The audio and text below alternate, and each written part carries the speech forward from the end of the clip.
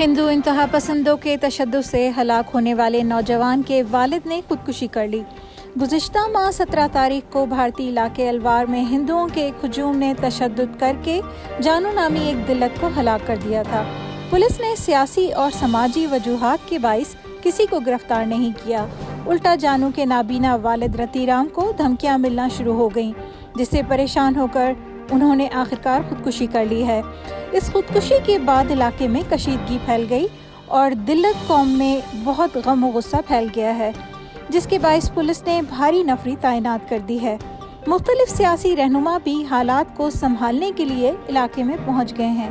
یاد رہے کہ اسی علاقے میں پہلو خان نامی 55 سالہ مسلمان کو بھی 200 کے قریب ہندو انتہا پسندوں نے تشدد کر کے ہلاک کر دیا تھا۔ پولیس نے 6 ملزموں کو گرفتار کیا، لیکن انہیں ناکافی شواہد اور کمزور مقدمے کی بنیاد پر عدالت نے کل رہا کر دیا تھا۔ بھارت میں مودی کے برسر اقتدار آنے کے بعد مسلمانوں اور دیگر اقلیتوں کا جینا دوبھر ہو چکا ہے۔ موب لنچنگ کے واقعات میں مسلسل اضافہ ہو رہا ہے اور دنیا کی سب سے بڑی جمہوریت نازی نسل پرستی جیسا سما پیش کر رہی ہے۔ خبروں، تبصروں اور دلچسپ تجزیوں کے لیے ہمارے YouTube چینل میرا چینل BK کو سبسکرائب کرنا مت بھولیے۔ بہت شکریہ۔